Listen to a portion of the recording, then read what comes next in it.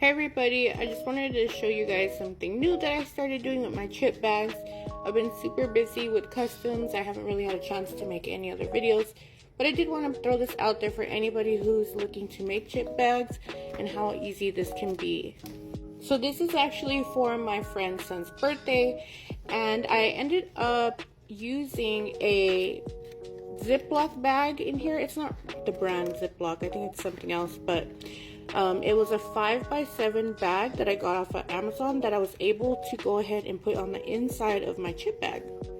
I did want to go ahead and note and let everybody know that I ended up changing to the Koala 30-pound paper that is much thinner than the original paper I showed off in my other video.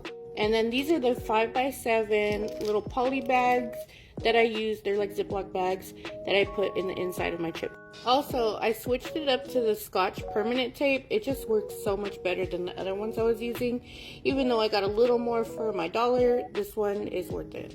So doing this gives the client an opportunity to fill it with whatever they need, or as much chips as they need, because we all know that putting the chip bags in here is kind of a struggle sometimes. To refresh our memory, I do have zigzag scissors that I got off of Amazon for like $7 to $8. These work really well. They're not flimsy or anything. I also used my crimper that I got from Amazon as well. It was probably within the $10 to $15 range if I remember correctly, and it's really easy and much better to use with the thinner koala paper. And this isn't promoted at all, but I do like the koala paper because it's very forgiving when you fold. So say if you fold it a little too much around the border where it's supposed to bend for the back of the nutrition and thank you part, then you can go ahead and refold it elsewhere where it's not going to be damaged by refolding. Like the bend isn't too bad and it's still able to work with it. I have bought in like real photo paper, which costs a lot, and it's not as thin and forgiving, where the image had rubbed off or the folding went ahead and started to peel the picture, and I didn't like it at all. So you can find the template for the chip bag on Creative Fabrica. If you already have an account, you'll find it on there, or I can like post a little screenshot of it here, which one I was using. It is super nice to save with Creative Fabrica. So I'm gonna go ahead and fold this, and you want to make sure it's aligned when folding. And also a tip for you guys, I also apply a borderless print so that way it doesn't have the white. Even though chip bags do have like that white part on the back, personally I don't like to use it in my chip bags. So like before, you want to grab your crimper and you're gonna put it right between the rollers and turn this little part on the side here just on the blue part where the bottom area is. Turn it around, make sure it's in between, and give it a good turn, and it creates the crimp, and as you can see, it doesn't mess up the print at all. Some people don't mind it just looking like this, but I like to add the little touch of the zigzag on top so it looks a little bit more realistic as a chip bag. So I'm gonna go ahead and grab my zigzag scissors and cut on the very last end of the crimp.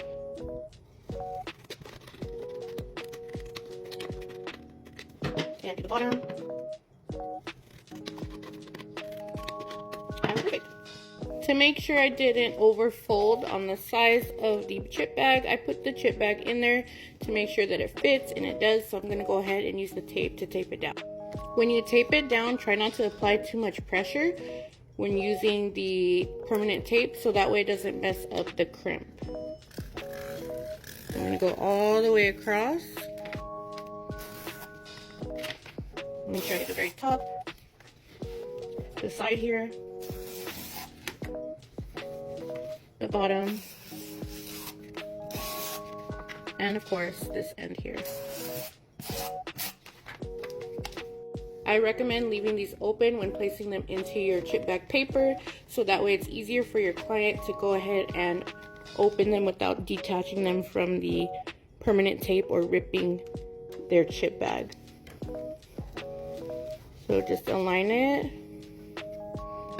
and I fold in on the nutrition part, like so, then fold over on that edge, and I press more on the bottom without affecting the crimp and the middle. and you have a chip bag ready to go to put chips or candy or whatever. I do recommend you squeeze the sides to kind of give it more of the effect. But anyways, what do you guys think? Do you like this new method that I'm using? Feel free to comment, or you can show me your own chip bags. Just tag me in it. I would love to see them. Thanks guys. Bye.